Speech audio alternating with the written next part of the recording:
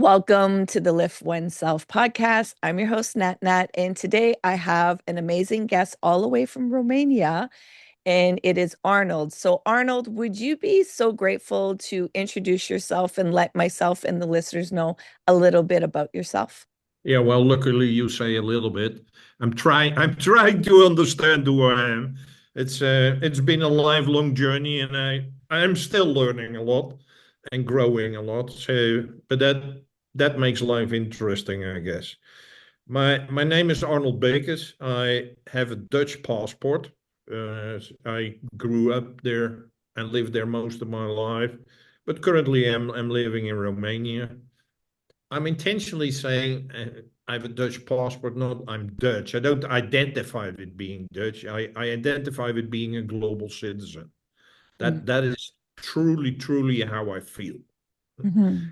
And about myself, I grew up in a family where I guess these days everyone would be labeled with a mental illness now, but not when I grew up there. So that was very, very challenging. Then, well, I had the traditional thing, go in school, going to university. Well, later on, you can guess what I studied. Nobody will. And then, well, I had to go in military service. And then I started working in the business world, in the corporate world. From an outside perspective, people would say I was quite successful. And then in 2000, well, I got what, well, the Americans call a perfect storm. Like everything changed in my life. Well, mostly involuntary and part voluntary. And since then, I'm on this journey. Is like from being a corporate executive to who I am. What do I like? Who do I want to be? What do I want to do?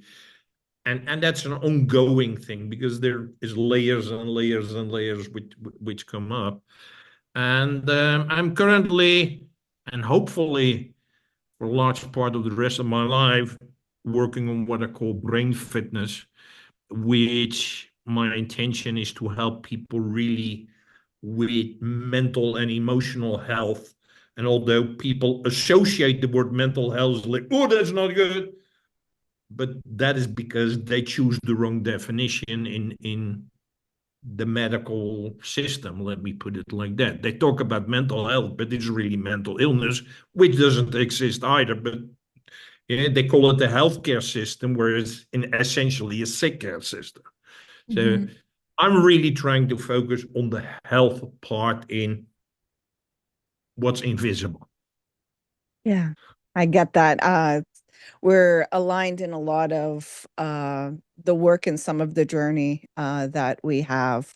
I was in the government before, so I get, changing and transforming into what is it that I'm going to do and what is it that is within me that wants to come out as creativity and not just check off the boxes that the world tells you that's successful, that you actually take control of creating the story of your life. There's a lot of questions that I have in regards to that.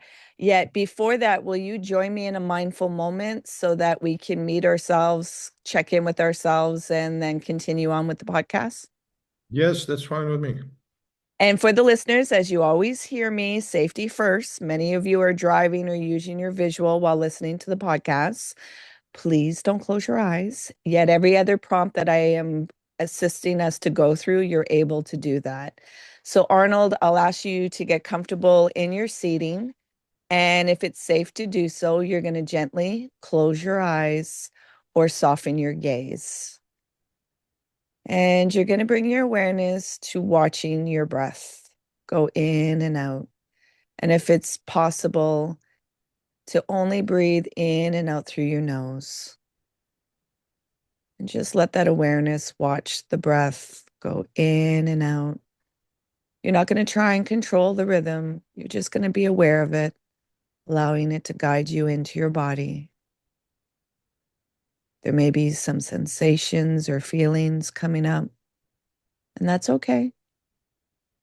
You're safe to feel. You're safe to let go. Surrender the need to control. Release the need to resist and just be. Be with your breath. Drop deeper into your body. Now, there may be some thoughts or to-do lists or events that have happened that have popped up in your mind, and that's okay. Gently bring your awareness back to your breath. Beginning again, creating space between the awareness and the thoughts, and dropping down into the body. Being in stillness, in being. Again, more thoughts may have popped up. Gently bring your awareness back to your breath, creating even more space between the awareness and the thoughts, and completely surrendering into the body, into the moment, into being. Now, you may notice that there might be some tension or aches that you weren't aware of before. That's okay. Just breathe into the body, allowing some relaxation, some unknotting, some unclenching. Now, if you can take a deep breath in through your nose and do a gentle exhale out of your mouth, letting it all go. Repeating that cycle again, gentle in and a deep exhale, letting it all go. Now, at your own time and at your own pace, you're going to gently open your eyes and stay with your breath. How's your heart doing? My heart feels very comfortable. So, you mentioned the word brain fitness, and I know many listeners are probably brain fitness. What do you mean by that? And do I really want to engage in more fitness in my life? Can you explain what that means and how you came about the title? My definition of brain fitness is a state of psychological and physical well-being in which an individual uses his or her uniqueness, learns continuously, deals with challenges, and contributes to a better life for all. That's the definition I'm using. I came up with the name some years ago, which was not a nice moment. I was going, I was accompanying my sister to a mental health institution. She is officially diagnosed with depression, and she was going through a program there. And actually, the program made things worse. So I had to go with her to tell the people leading or giving the course that she's not going to continue. And they were pushing her to continue and to do the same courses again, which already didn't help at all and again made it worse. And even while we were waiting outside, because for the meeting to start, my sister saw some other folks who were also in the same, well, let me call it program.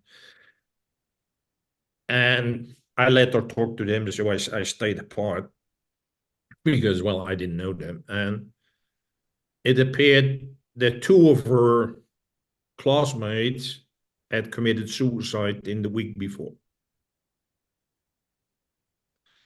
So that's the setting where I get to talk with the, well, let's call it leadership of the mental health institution. And at the end, I was totally appalled that these guys were just pushing utilization. They were just pushing like they need to get their classroom full. And not whether it worked or not worked. It's like, no, we still got one slot, so you do it again. And that they were totally not informed about the latest developments in psychology and everything else. Nothing, zero. So we had, that was the meeting. I managed to get her out of it. well, that was still in the Netherlands. In the Netherlands, everybody's on a bike, including me and my sister Sue. But on the bike going back home, home for me mean the home of my mother, who I was the caretaker for. And my mother had dementia and Parkinson. So that's when popped in my head is like, both my sister and my mother are screwed. There's no way that, well, at least the way it looked like, that there will be a cure, that they will be healed and whatever.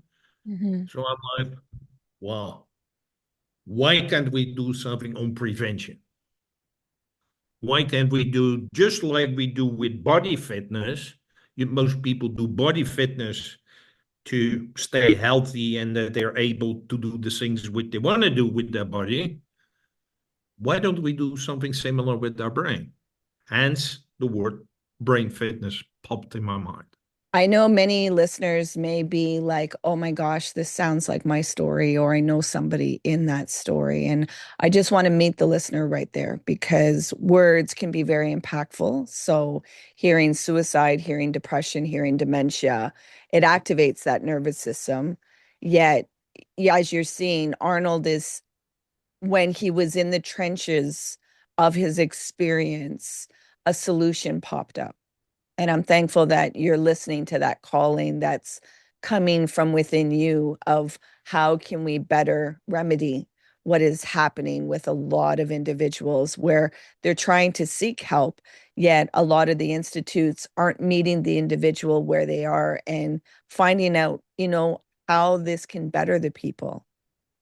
So, moving back, you said that you were in the corporate world and you did military service. What had you leave that type of life? Well, in the corporate world, I basically was kicked out. So I was laid off. Yeah, so that was an involuntary decision. Later on, they wanted me back, but then I said, no way I'm going to get back to that environment. And this was in 2000. So, mind you, that's a long time ago. And I was in the Netherlands, which is different from the US and Canada. It's like, I wanted to start my own business. I want to do something for myself. And I became very, very good in meeting expectations of other people and doing what other people want me to do. And I'm like, I really dislike bosses.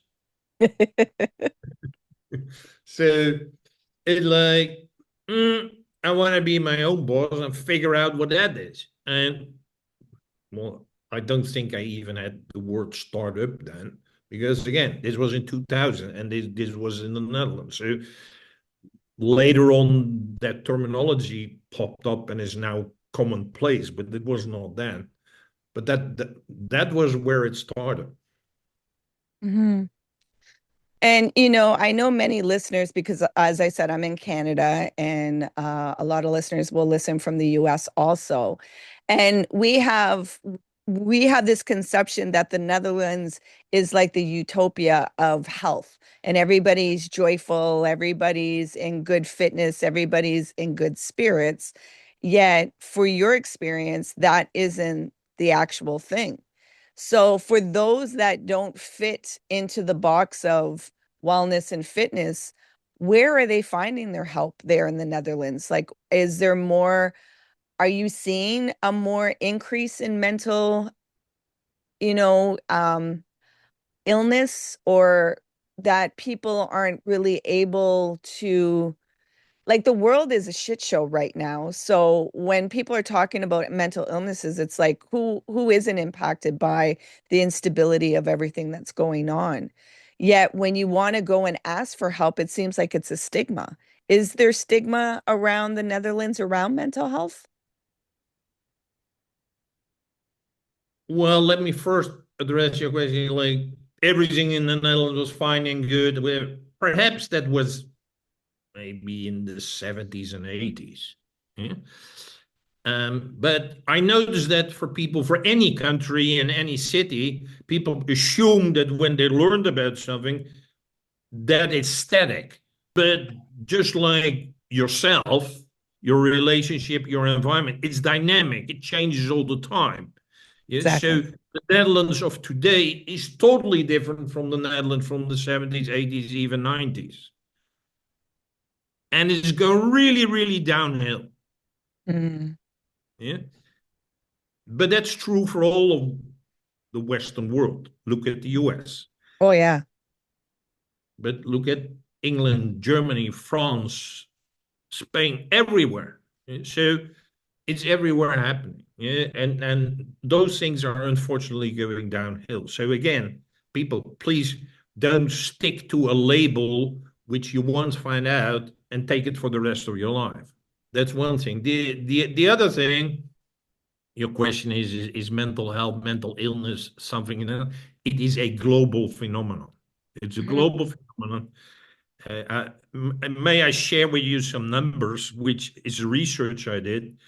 There were actually on a global scale 197 million global mental health cases in 1952. That's when they started measuring with the DSM and a formal process. That was then 7.6% of the world population. In 2024, so very latest numbers, we talk about 2.4 billion cases. Wow. 197 million to 2.4 billion cases, from 7.6% percentage of the world population to 29.5% of the world population. So this is huge. Hmm. And I wanted to find out what is the reason for that. You mentioned stigma, and there are many other reasons. Stigma is less stigma is a time is part of it, but it's not the main reason. The main reason is pretty unclear. But then I asked, it's like maybe it's because the population growth, Hmm. and I did a study around that. It's actually there was a population decline, so a decline in the growth. It didn't grow, so that is not a reason. Then I checked, like, is it the DSM, is the Diagnostic and Statistic Manual of the psychology industry, where they put you in a category and label you as mental ill. and Yeah, that book, I don't agree with that book in a lot of ways. Like, yeah, yeah, but it started like in 1952. They had 106 labels, and now we're close to 300. because they But don't that's know. But that is not the reason. That is not the reason. So it's a combination of diagnostics, awareness, change in the health system, everything else, but it's not. But it's clear that there's something strange going on. And one of the main reasons, what I think are a couple, and one of the main reasons is the pathologizing that you're having problems. Hmm. You're having challenges in your life, and immediately, oh, you're this, and we need to give you a medicine, and that's it. People are not sick. Mental illness is a lie. Mental illness, they say there's something wrong inside your head, your brain. They call it a chemical imbalance. We need to give you antidepressants or anything else, and then we can fix it, and then hopefully you will be okay. That's a lie. There's nothing wrong in your brain.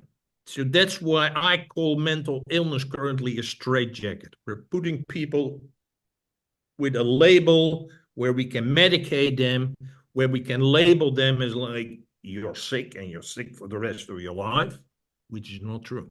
I just want to be mindful that some listeners, I, I don't think that there's certain diagnoses, like when you're getting into schizophrenia or different elements where their reality is much different and astray. And there are some people that are born with, a chemical imbalance. So it's not that you put it all or nothing on people. I do believe that pharmaceuticals are leveraging, trying to tell people that there's something wrong with them so that they can medicate rather than find out, well, how does your biology work and how can it best suit you rather than you fit in this box. So I think we are given a kind of prognosis of, well, you follow this and everything will be fine, like a carrot in front of the donkey kind of scenario. However, for me to say that there's no mental illness, I wouldn't, I think that would be very unjust for the population that has tried everything, and that there are chemical imbalances because the way biology was created, it's lacking certain things. Like for me, for instance, a part of my thyroid doesn't produce certain iodines, and it's nothing that I did. It was just the way I was born that way. But So that doesn't mean that you are ill. no, it doesn't mean that I'm ill. And I understand that where it's given that kind of stigma that there's an illness, that you aren't fitting that perfect model of what we deem as health. So I think, yes, Exactly. we are being measured to a standard that if you don't meet that, then there's something wrong with you, rather than treating everybody with their unique biology. Exactly. Yeah. So I agree with you on that. I'm just mindful because certain listeners may hear this and they get triggered by it because it's like you don't know my experience and what I'm going through and whatnot. So I just want to have compassion and let the listeners know that I see them and that they are heard about the experience, because it is a very, it is a hot topic. I think there isn't enough research. We talk about the brain, yet where is the nervous system? Because the nervous system is what's intaking all of our sensations and then scripting and protecting things. So, in your brain fitness, do you dive into that nervous system to better understand and our emotions? Yes, I started first studying psychology, self-help. I'm a certified coach. Then I'm like, that doesn't provide the answers. Then I studied neuroscience and everything around that. Well, these guys in neuroscience, they don't know much, let me put it politely. When they admit it, which is at least honest. And now I'm more into consciousness. Yeah, Mhm. so it's it is not an exact science at the moment. Yeah? And even like I say, neurosurgeons and everything, there are a lot of things which they don't know. Yeah, it's a mystery for a reason. Science, I think what people don't realize is that science and medicine is always on a quest. There's not an absolute truth with things, and they don't have control over a life force.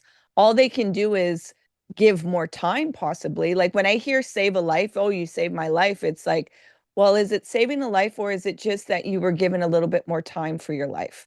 Because at the end of the day, people pass away and there was nothing that you could do about it. So the same thing that created you is the same thing that can say that it's no longer. Do you believe in that, or is it that you are in control of your life force in your life? No, I totally believe I'm totally not in control. And I I'm just 300% convinced that every human being is unique. So what happens to you or to me could have similar, but it just could have a total opposite effect. Yeah, so and what I totally believe that somehow I'm programmed and I have no clue how my life is going to show up or whatever. If you would ask me in my 20s, like Arnold, you will be working on mental health and you're living in Romania, I would say you're totally stupid. It's like, yeah, it's like, and I have the feeling that I had totally no control about that. Yeah.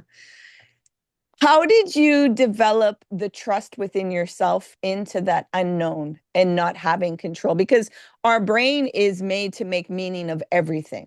And so when you go into a conscious state, it's releasing that filter of the mind has to make meaning and be in the everything and be observant and allow there to be a flow and a guidance. So how did you learn to start trusting within and not trusting these visual eyes and this mind that wants to make meaning and control and really settle into consciousness? Yes, that.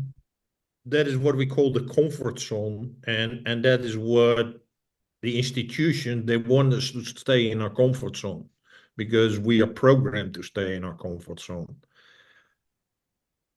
And fortunately, I I never had much of a comfort zone. I told you I grew up in a dysfunctional family. My father was a military officer, and he was at home even worse than at his work. So there was always fear. Fear that he would be angry, fear that he would criticize, fear that I didn't do something good. So there's no comfort zone. So that's how I grew up. In the business environment, mostly of the time, I grew into that. They asked me to set up new products, new services, new technology, which is by definition uncertain. Which is by definition, there's no plan or program.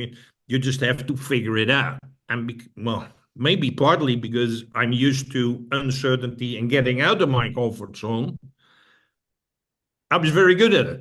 And now diving into the deep water, not knowing where you're going, is like that's something where I'm comfortable with being uncomfortable. So let me ask you this. How did you learn to rest and feel safe?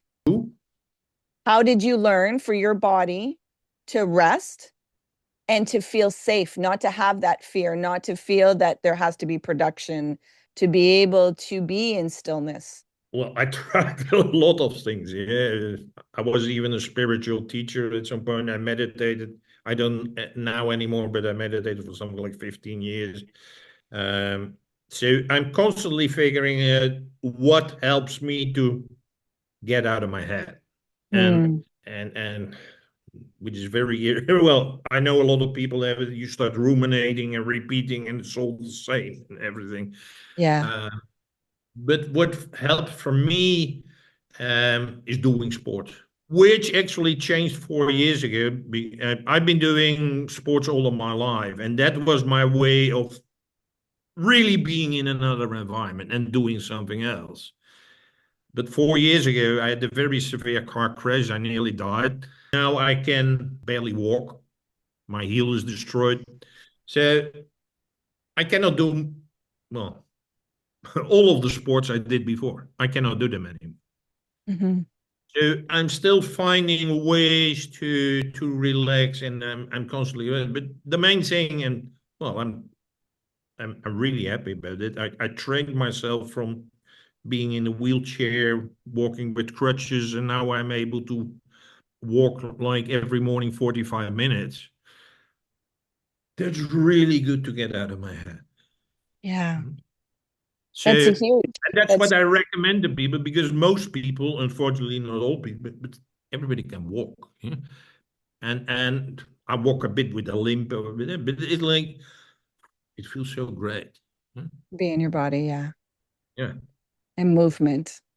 yeah. Yeah, so Yeah. like I said before, I would have say all the sports I did, but well, that's the most terrible thing. I still have a lot of effects from the accident, but like I cannot do my sports anymore. Yeah, So you had to adapt and find something else to be yeah. able to come out. And as I say, many people are neck up. That's where they live. They don't even know what it feels like to be in their body.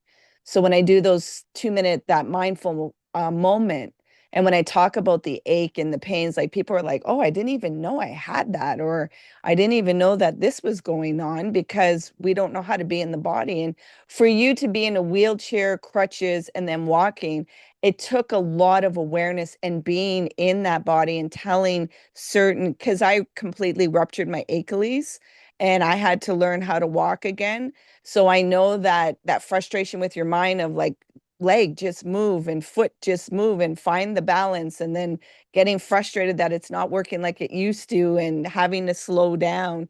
Yet it really, for myself, deepens that body awareness, that mindfulness, and also it really deepened the practice of being kind with myself. When that inner critic wants to come up because it's not looking like it used to, really taking in of what's here right now and having kindness with it. Absolutely. That's the one thing I say to most people, and it touches most people, is like, be kind instead of the inner critic, become an inner cheerleader. Yeah, I like that. That is really, really, really important. Yeah. And that's what I do all the time. I'm just living here in this city, in this country. I knew nobody. I don't speak the language. I'd never been here. So talking about being comfortable with uncomfortable, yeah. So, but it like, so I'm just in this bar. I'm just living by myself, yeah, and I'm doing every day. It's like, okay, Arnold, well done. Yeah. Well, I made some really good progress. Yes, so sometimes I'm like, yeah, and then, well, if people would see me, maybe they'd say I'm crazy, but it like it's really crucial. It is. It's important. I don't Yeah. think we are taught enough to celebrate ourselves, to cheer ourselves on. We're always looking for that But we're taught to external criticize validation. ourselves. Yeah.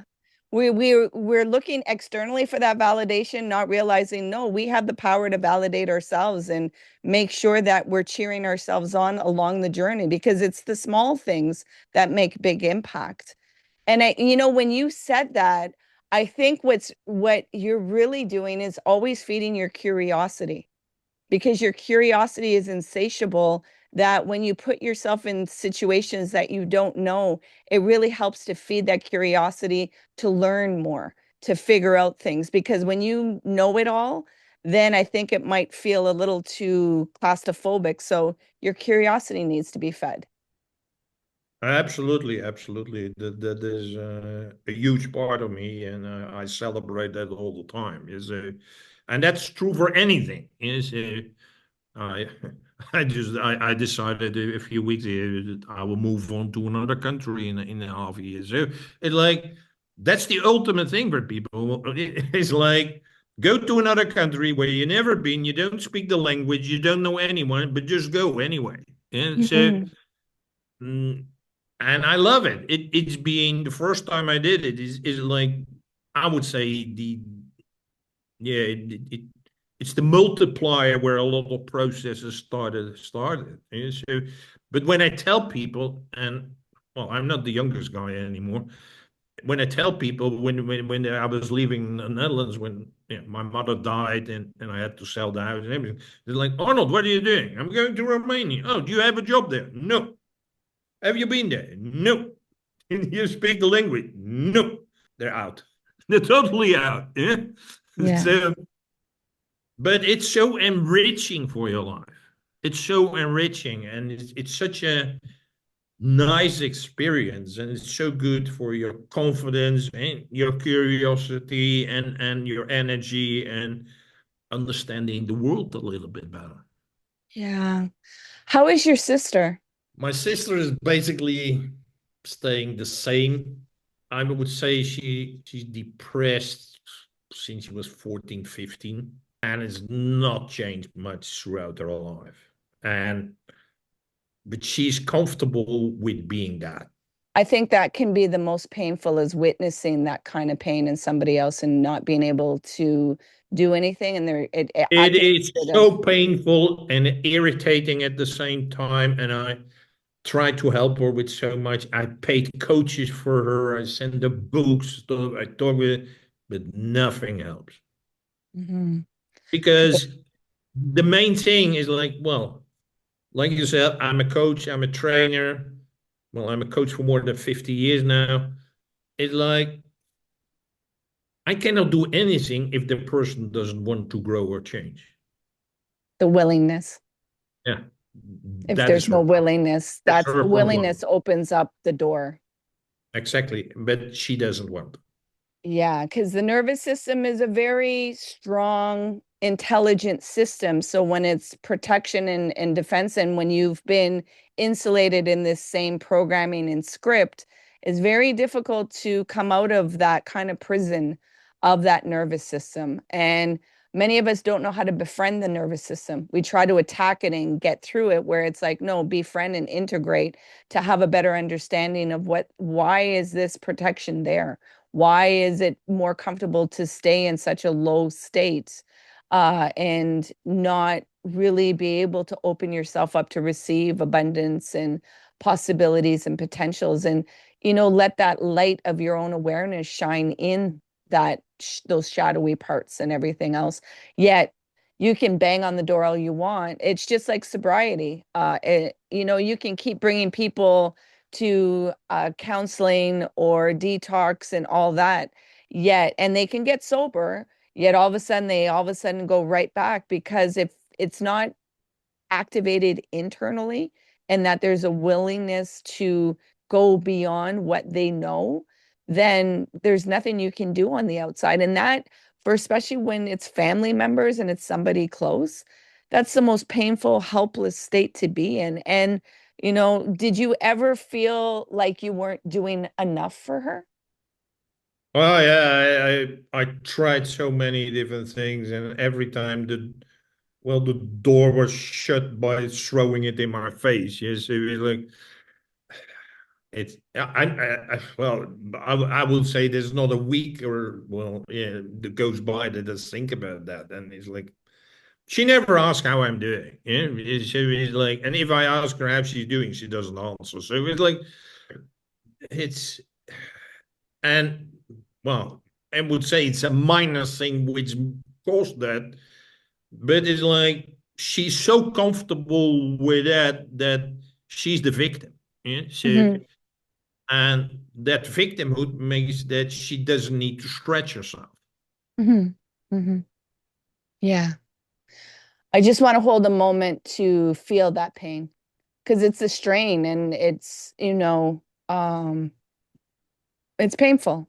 So I just want to see you in that and recognize that in a way that gives admiration that you still choose life, you still choose in living and not getting stuck.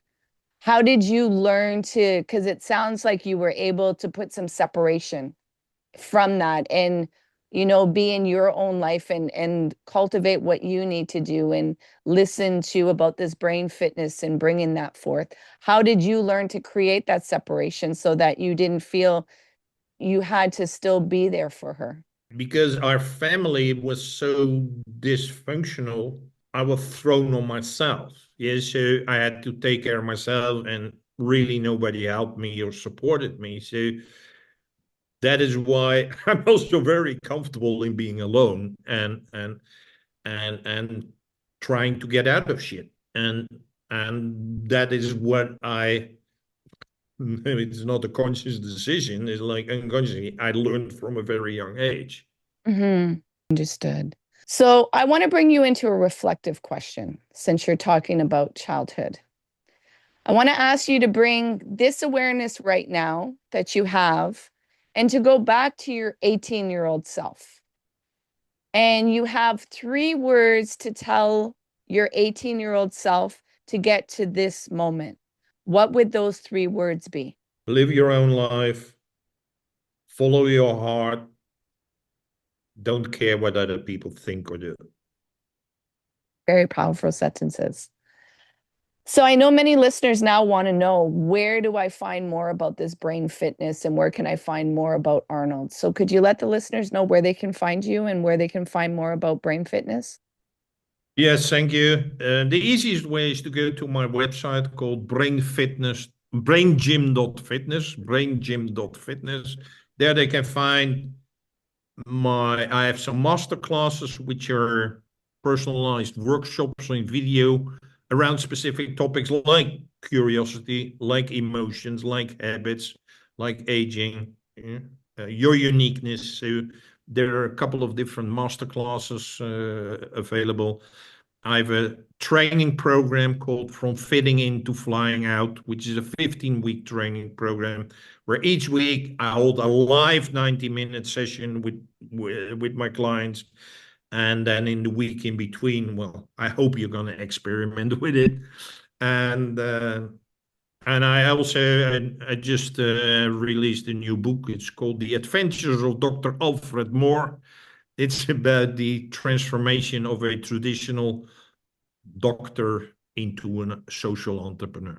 So Congratulations. brain.fitness, that is where people can find me. And if they still have any question, there's a link where they can book a meeting in my agenda. Congratulations on the book. And all of Arnold's information will be in the show notes, so it's easily clickable. At any time, if there was anything that popped up or, curiosity came, just click and contact Arnold. There's a reason why that's signaled in there. And he possibly has something that you've been seeking to help you with your well-being in your life. Arnold, I want to ask you a question that I ask all the guests. From this conversation, is there something that you believe will leave a lasting impression to empower the listeners? Well, I was going to say it, but now even more based upon our discussion, it is I would like people to take three simple messages. They're simple but not easy. Is be kind, be present, and be creative. Very powerful. Yes, indeed, they're simple, yet they're not always easily accessible that you'll take action with them. So I want to thank you for doing the alchemy in your life, that you have taken those impurities and you've turned them into gold, yet you haven't kept the gold for yourself. You're sharing it with other people. So thank you for all that you do and all that you bring into the world. And I am wishing you health, and I'm wishing you more vitality in your body, that those 45-minute walks will be longer and you'll be able to get into more play and more movement in your body. So thank you for being you, Arnold. Thank you. Please remember to be kind to yourself. Hey, you made it all the way here. I appreciate you and your time. If you found value in this conversation, please share it out. If there was somebody that popped into your mind, take action and share it out with them. It possibly may not be them that will benefit, it's that they know somebody that will benefit from listening to this conversation. So please take action and share out the podcast. You can find us on social media on Facebook, Instagram, and TikTok under LiftOneSelf. And if you want to inquire about the work that I do and the services that I provide to people, come over on my website, come into a discovery call, LiftOneSelf.com. Until next time, please remember to be kind and gentle with yourself. You matter.